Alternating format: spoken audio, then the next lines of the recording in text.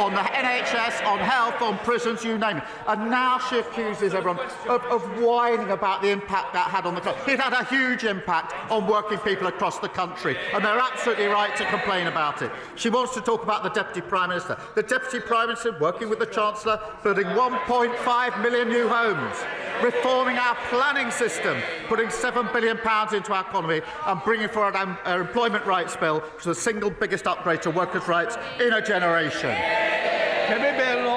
That's desperate stuff. The whole House would have heard the Prime Minister refuse to rule out new tax rises. The whole House heard it. He didn't rule it out. That his cabinet is open warfare. The Deputy Prime Minister clearly calling the shots. What is it that we've learned? We're heading for new tax rises. We know inflation is up. It's just more and more bad news from a Prime Minister who has lost control. So we heard his earlier answer, Mr. Speaker.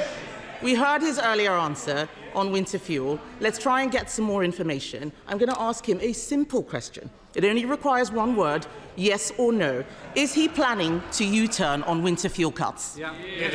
Prime Minister. Mr. Speaker, I made clear in my earlier answer that as the economy improves, we want to take measures that will impact on people's lives, and therefore we will look at the threshold, but that will have to be part of a fiscal event. But, Mr. Speaker, they lost control of every element of the economy, of prisons, the borders, the NHS, you name it. And now she's lost control of her party. They are sliding into oblivion. They will have to trade on their past, Mr. Speaker, because that's all they've got.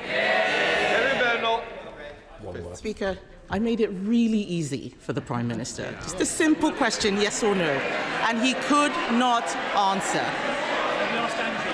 I wonder how the public feel about a man who can't give a straight answer to a simple question. And you look at all of them behind him, all of them cheering, when this inevitable U-turn on winter fuel comes, and it will, from a desperate Prime Minister, what will he say to the 348 MPs who went over the top and voted for the winter fuel cut last September? Just like the British public, how can any of them ever trust him again? Mr. Speaker, it's only because of the measures we've taken that the economy is improving. Growth at the highest rate since in the G7. 4 interest rate cuts, 3 trade deals because countries want to trade with this country because of the decisions that we've made. All of those decisions opposed by the party opposite. They've learned absolutely nothing and they're going absolutely nowhere. Mr. Speaker, this is a Prime Minister who says he's taking measures. The jobs tax is killing jobs. Inflation is up. Business confidence is down. Everyone is worried. He promised to cut bills, but today we see they are rising because of his policies. He promised not to raise taxes on working people, but his jobs tax means people are losing their jobs. Every week we come here with a new company that is saying they are shedding jobs. That's on his watch. He promised to protect pensioners, but his winter fuel cut has driven thousands into hardship. His MPs hate this. He can't see them, but they all look sick just hearing what it is he's going to do. Yes. So let's wait until... Oh, yes, they're laughing. They're laughing. They're laughing.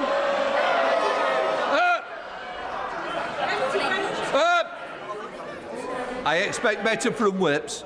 And boys on at the back, I've got my eye on you. Let me bear that. Mr. Speaker. Mr. Speaker. Order. Order, sorry. Which one wants to leave first? If I hear it... There we are, they've got the first volunteer. Are you going to behave? Can we better? Mr. Speaker, they are laughing just as they laughed at the budget. Hands up who here wanted winter fuel cuts. Hands up. Not a single one of them. Not a single one of them. The fact of the matter is, this Prime Minister is destroying them.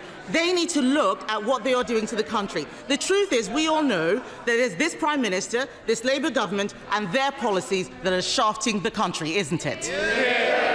Prime Minister.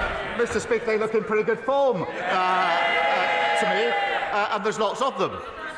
Mr. Speaker, she talks about business confidence. Yesterday, I didn't have time to read out the list of all the businesses that have come out in support of our EU deal. Mr. Speaker, I don't have time today. It's a long list. I went immediately to Lidl and spoke to the staff in Lidl. They're delighted with the deal we put forward yesterday. Business like the work we're doing. It's giving them confidence in the EU deal. She's opposed to each and every measure. Louise Jones. Thank you, Mr. Speaker.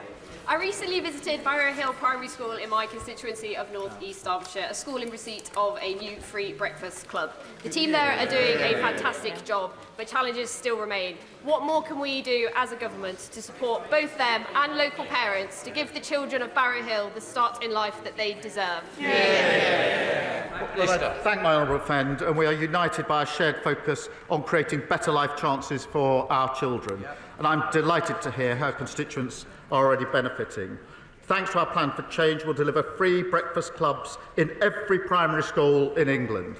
And I'm determined to support parents to give every child the best start in life. And that's why we're rolling out free childcare, expanding the first 300 school-based nurseries and delivering more family hubs. Sir Ed Davey, the leader of the Liberal Democrats. Thank you, Mr. Speaker. Can I associate myself with the Prime Minister's remarks about the terrible fire in Bicester last Thursday? I know from my honourable friend, the member for Bicester and Woodstock, how deeply the close-knit community there has been affected by this tragedy. And firefighters Martin Sadler and Jenny Logan were true heroes, as was Dave Chester. And I hope the full prayers and thoughts of the House are with their loved ones and with the two firefighters still in hospital. Mr. Speaker, the Prime Minister has rightly said that his new trade deals will give a much-needed boost to economic growth and thus to the public finances. So will the Prime Minister make sure that struggling families and pensioners see the benefits of the growth? He teased the House with his first answer to his honourable friend, the member for Luton North. So will he commit now to reversing his cuts to the winter fuel payment in full?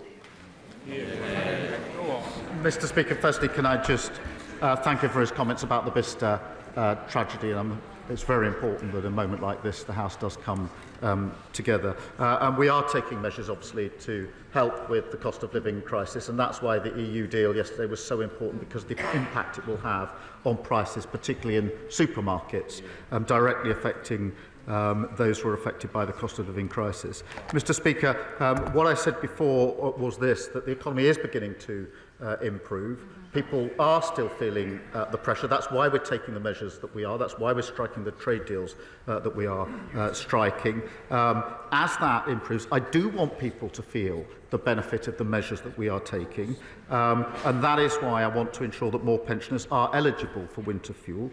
It is important that, as you'd expect, that we are clear we can afford the decisions we're making, and that's why it will now be looked at a fiscal event. Sir Ed Davey. Mr. Speaker, I think I welcome what the Prime Minister has said, but we will look at the details, and I hope he will use some of these new proceeds to help others like carers, because the government's changes to PIP will have big consequences for family carers, like Ginny, who cares for her husband Tim, who has myotonic dystrophy. Ginny holds her husband's hand to keep him steady as he walks. He falls frequently and chokes on his food. Ginny is the sole earner in the family. She works part-time on top of caring for Tim. But she's calculated that under the government's cuts, her family will lose £12,000 a year. So can the Prime Minister tell Ginny and many family carers like her, what does he expect them to do? Mr. Speaker, we have approached this on the basis of the principles that we must support those who need support. On the question of getting people into work, that we should support people into work where they can work, and of course, where they can work, they should. But it is undeniably the case that the current arrangements don't work and need to be reformed. And that's why we're bringing forward reform, necessary reform, to ensure the system works better. And Elise Mitchell. Mr. Speaker, yesterday in this place, I read the victim impact statement Cheryl Corbell never got to say to her daughter's killer, Thomas Cashman, because he refused to face her in court. I made up Olivia's Law past second reading. But until it gets royal assent, criminals can still not show up and deny victims justice. So will the Prime Minister commit to making sure Olivia's Law becomes law as fast as possible? Yeah. Prime Minister. Can I thank her for reading that victim impact statement? Because I know from talking to Cheryl just how hard it was for her to make that victim impact statement in the first place. It took a huge amount of courage and grief.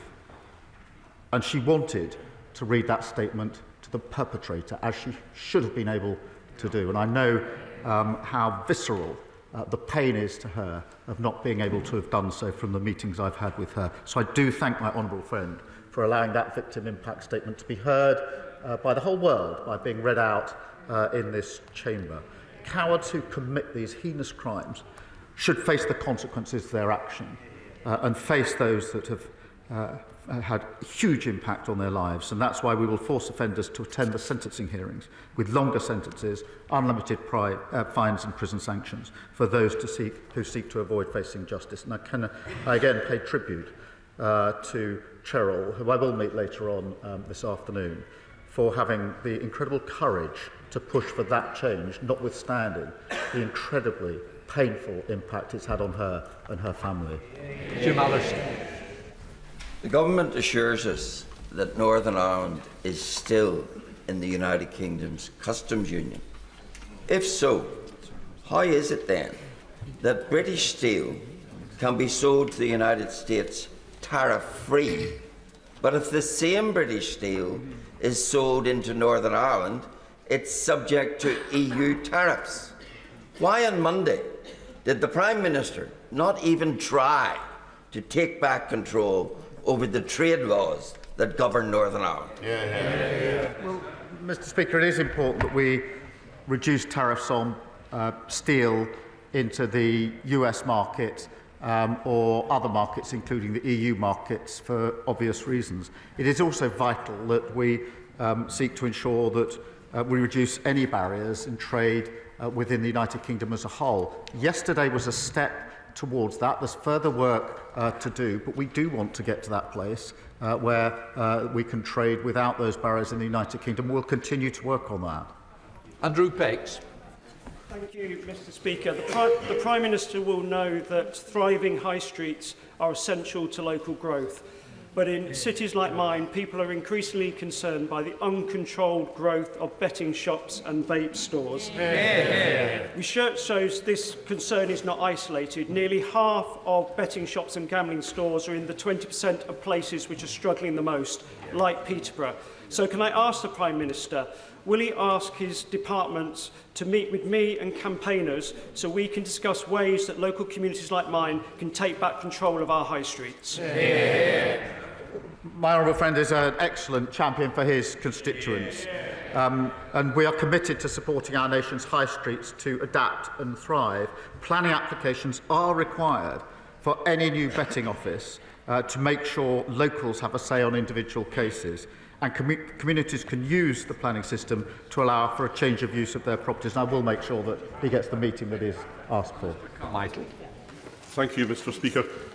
On Friday, the EFRA Select Committee published its report on the Government's vision for agriculture.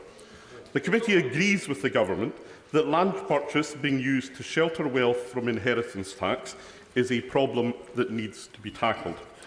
As a cross-party committee with a Government majority, however, we took the unanimous view that the Government's current proposals for inheritance tax reform will catch too many family farms who will simply not be able to pay the bill. We are asking for the changes to be paused and reworked.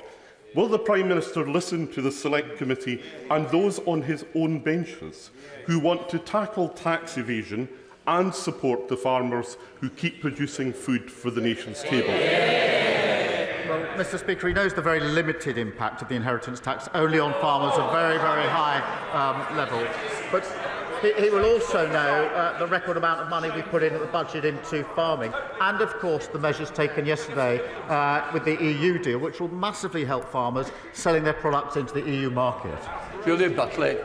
Thank you, Mr. Speaker. The Wrexham, Shropshire and Midlands Railway is on track. to link North Wales and my Shrewsbury constituency directly to London with 5 trains daily, strengthening cross-border travel and fuelling this government's mission to drive economic growth. With 15 members from constituencies along the route already on board, will the Prime Minister support our journey and urge the Office for Rail and Road to give WSMR's open access application the green signal? Mr. Speaker, our plan for change will see the railways reformed to deliver more reliable and better value services for passengers right across the country. My honourable friend has been a champion for better railways and easier journeys for her constituents. Open access operators have huge potential to offer passengers more choice. I'd be delighted to make sure that she and other interested MPs meet with the Rail Minister to put their case forward. Dr. Neil Hudson. Thank you, Mr. Speaker. Mr. Speaker, I think I'm right in saying that the Prime Minister might be a lawyer, trained to review evidence and reach judgment. So when he looks at the effects of his decisions, cutting the winter fuel payment, making pensioners poorer, damaging businesses with the jobs tax, decimating rural communities with the family farm tax, and risking our food security by selling off our fishing waters, surely he can review the evidence and see the verdict. Will the Prime Minister now throw these damaging policies out of his court once and for all before they do any more harm? Well, the evidence is certainly coming in. Growth is the highest in the G7. 4 interest rates in a row, and trade deals with countries across the world who want to do deals with this country because they can see the stability that this government has brought about. Instability with them, stability and growth with this Labour government. Thank you, Mr. Speaker. This is National Epilepsy Week, and we're joined in the gallery by England rugby player Tommy Freeman, who was diagnosed with epilepsy at 19. But through effective treatment has gone on to be selected for the British and Irish Lions, and I hope the Prime Minister will join me in congratulating him on that great achievement. But for a third of epilepsy sufferers, seizures cannot be controlled by medication, like my constituent Ben Lacey, who suffers multiple seizures every single day. Ben will never be able to work, yet has been subject to the stress and uncertainty of multiple PIP reassessments. So will the Prime Minister reaffirm his commitment to ensuring that people like Ben with lifelong conditions who cannot work will be protected from these damaging reassessments and given the support they need to live with dignity? Well, can I begin by congratulating Tommy and everyone selected to represent the British and Irish Lions. It's an incredible achievement, and we'll be cheering them on. Mr. Speaker, it's important that we do protect those with severe disabilities or lifelong health conditions who can't work, paying them a premium and stopping those reassessments, which is part of the reform that we're bringing about. Ultimately, we also do need to get back to face-to-face assessments by trained assessors and health professionals, which fell to only 1 in 10 assessments under the last government. The Ands. Thank you, Mr. Speaker. This Prime Minister, Mr. Speaker, keeps telling his gullible backbenchers, those over there, that he's deported 24,000 people from this country since he came into power. But he won't say who these people are. Now, it's my guess that they are people that came on work visas, students, and they are simply overstayers. But I'm willing, Mr. Speaker, to be proved wrong if you can answer one simple question. How many of these people that he's deported are failed asylum seekers that's come on small boats or on the back of lorries? Answer the question. Prime Minister. Mr. Speaker, I'm very proud that we've removed over 24,000 people. That's the highest record for nearly 10 years. We're taking other measures to get back control of our borders, including the Borders Bill, which gives our law enforcement enhanced powers, including terrorism-like powers. What did his party do? What did he do? He voted against them. And I'll tell you why he voted against them. Because they don't want to fix this problem. Because it benefits them. It benefits them not to fix it.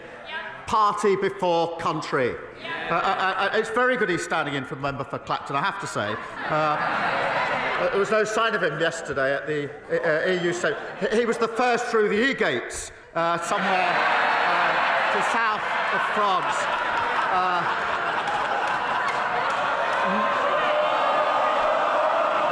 Nice work if you can get it. Christine Sullivan. Thank you. Thank you, Mr Speaker. I welcome the Government's investment of £680 million into mental health support. Meanwhile, in Scotland, many children in my constituency of Bathgate and Linlithgow are stuck on an NHS Lothian neurodevelopmental waiting list, which was only recently seeing patients referred in March 2022. This delay can lead to poor mental health, with children ending up on a CAMHS waiting list too. How will the Prime Minister work with devolved governments to ensure faster diagnosis and greater support so that no child across these aisles grows up on a waiting list? Well, I thank you for her question. She rightly raises the broken promises of the SNP on mental health services powerfully. It is important, and we will have positive discussion with devolved governments to work on addressing mental health waiting times. But look, the SNP promised to invest in frontline mental health services, then cut them by £54 million in real terms this year. Now, with a record settlement in the budget, 2 decades in power, the SNP are out of excuses and out of ideas, and Scotland deserves better than that. If the Prime Minister agrees that the Israeli government starving children to death is monstrous, why does he think it's okay for the UK to continue to sell Israel the equipment for the fighter jets to drop bombs on these starving children? What we contribute into a pot is parts for fighter jets. And if we were to stop that, they couldn't be used by other countries in the other conflicts, including those in which we are involved. It doesn't know the detail at all. They're not sold directly. They go into a pot. If we were to stop that, they wouldn't then be available to others around the world who desperately need them in the conflicts they're engaged in. And that's why we won't do it. Cat Ettles. Thank you, Mr Speaker. The Dementia Gateway in my constituency of Stourbridge was recently at risk of closure following £42 million worth of budget cuts by the Conservative-run Dudley Council. The Gateway is a vital service for dementia patients and their carers, providing daytime activities, advice and support from trained advisors, and following a well-fought campaign with cross-party support, the Dementia Gateway has been saved. So this Dementia Action Week, would the Prime Minister join me in congratulating Lisa and the campaigners? And does he agree with me that services like the Dementia Gateway in Stourbridge are essential and support the government's mission to provide quality care in our communities close to home? Well, can I thank my honourable friend and celebrate Lisa and all those who've saved this important source of local support. The party opposite left local councils on the brink, unable to provide these vital services, letting down patients across the country. We are committed to improving dementia care through our Plan for Change, which is why we provided £69 billion boost for local government, invested £26 billion in the NHS, and made £3.7 billion available for social care, including an £880 million increase in the social care grant. Rupert Lowe. Thank you, Mr Speaker. Does the Prime Minister agree that imprisoning Lucy Connolly, a young mother with a 12-year-old daughter, for one foolish social media post, soon deleted, is clearly not an efficient or fair use of prison? Mr Speaker, sentencing is a matter for our courts, and I celebrate the fact that we have independent courts in this country. I am strongly in favour of free speech. We've had free speech in this country for a very long time, and we protect it fiercely. But I'm equally against incitement to violence against other people. And I will always support the action taken by our police and courts to keep our streets and people safe. Paul Foster. Thanks, Mr Speaker. Mr Speaker, I recently visited St Catherine's Hospice in Lostock Hall, which serves wonderfully my constituents of South Ribble, those of Ribble Valley and some of your constituents of Chorley, Mr Speaker. I discovered, speaking to them, that they have to pay in excess of £350,000 a year for medication, and it can only be sourced from the private sector, not the NHS. Doing some investigating, I found there's an ICB postcode lottery out there. Some ICBs fully fund and supply our medication, some subsidise, some don't supply it at all. There's also a disparity where evidence supports that hospices in the more deprived areas aren't funded, those in the more affluent areas are funded. Would the Prime Minister please speak with the Secretary of State for Health and Social Care as a matter of urgency and get free medication supplied by all ICBs to all hospices across the country? Well, Mr Speaker, we have put record amounts into the NHS in the budget. We're beginning to see the results of that. I accept the point he makes, and we will look again to make sure the money is properly used in the most efficient way. We're a Hobhouse. Thank you, Mr Speaker. A month ago, I was denied entry into Hong Kong on a private visit. At the absence of any explanation, this seems to hint at a hidden blacklist aimed to silence any MP who speaks up against human rights abuses from the Chinese government. Many of us from any political party. Does he agree with me that this is an attack on all of us? And will he personally seek reassurances from the Hong Kong authorities that no British parliamentarian will be denied entry in this way again? Well, can I thank her? Her experience is deeply concerning, and I know it must have affected her. I think she was hoping to see and later saw her grandchild, but it must have impacted on her, and it is deeply concerning. We need to recognise that. Ministers have raised it, including the Foreign Secretary, on numerous occasions with their counterparts both in China and Hong Kong, preventing UK citizens, including members of Parliament, from entering Hong Kong without justification, or for simply expressing their views, is completely unacceptable, and it will only undermine Hong Kong's international reputation and the relationship that we have with them. And so we will continue to raise it. John MacDonald. Mr Speaker, you will know that I've raised on several occasions in the House the case of Alaa Abd El Fattah, the British-Egyptian human rights campaigner, who for several years now, many years now, has been imprisoned in Egypt, and whose mother, Layla, went on a 100-day hunger strike. I want to thank the Prime Minister for fulfilling his promise to contact the President Sisi of Egypt to secure Alaa's release, but unfortunately months on now, and Alaa remains in prison, and Layla this week has started her hunger strike again. Could I appeal to him to speak directly again to President Sisi to secure Alaa's release? Well, can I thank him for raising this, not just today, but on the many occasions that he has. It is incredibly important that we do everything we can in this case. I have met Layla and given her my commitment to do everything I possibly can. I have had a number of contacts myself, but I'm not going to stop doing everything within my power to secure release. Thank you very much, Mr Speaker. Would the Prime Minister join me in welcoming my constituent Teddy, who is 6 years old, and with his mum Laura, who've come to see us today at Prime Minister's Questions. Teddy is a self-professed eco-warrior on a mission to change the world. He started out by saving thousands of plastic chocolate and sweet tubs from landfill because they're not currently recyclable.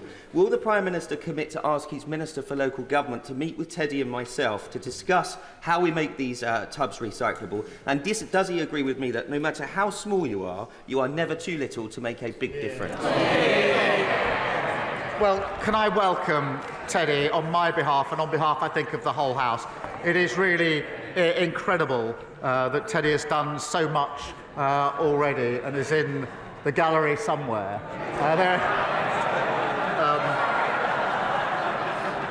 Many of us struggle for a whole lifetime to make an impact on government policy. Teddy is already age 6 having an impact, and I'll make sure that he gets to speak to the relevant minister.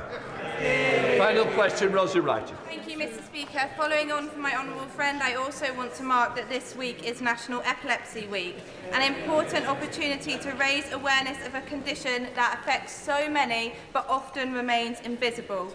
Epilepsy comes with fear and uncertainty, the anxiety of having a seizure, the impact of losing a driving licence, and the worry about medication shortages.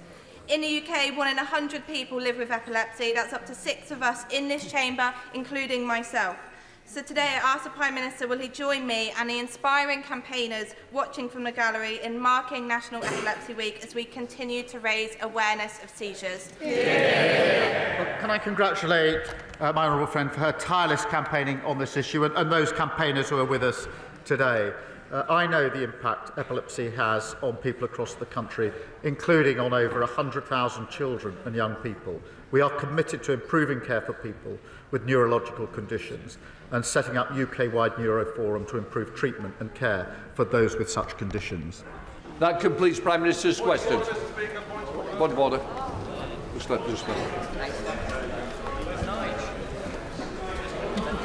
Point of order, Richard Tice. Thank you, Mr. Speaker. Can I put on record of the House, with your permission, the sad passing yesterday of Patrick O'Flynn, a journalist, a political journalist, well known to many honourable members of this House. He died after a short battle with cancer. He was a lobby journalist for some 20 years, spending many, many days, weeks and months in the press gallery above. He will be much missed, and can I pass on the condolences of all honourable members to his wife, Carol Ann, and his 2 children. Can I say I'm grateful to the honourable member for his point of order.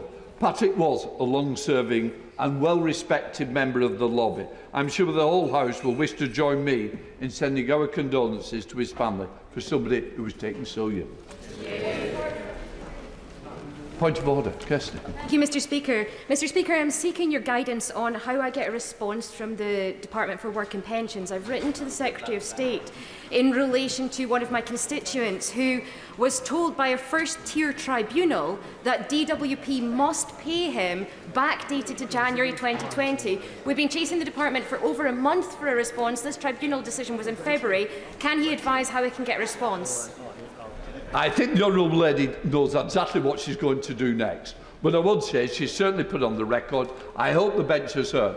I do find it pretty appalling that government departments aren't answering all members of all political parties on time to their correspondence. Because in the end, the backbenchers are answerable to their constituents. And if they can't get the reply from departments, they're letting down the members. So I hope they are listening and answering as we speak. Right. Let us move on to 10-minute rule motion. Just let it clear a little.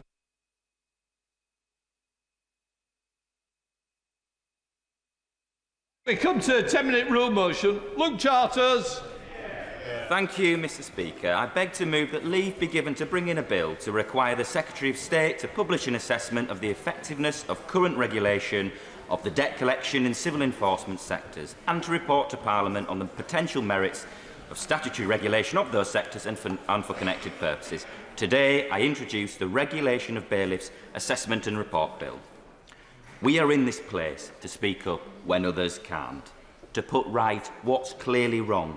This bill, to get a grip on rogue bailiffs, does exactly that. Today, I want to share some truly heartbreaking stories of vulnerable people left absolutely petrified in their own homes, disabled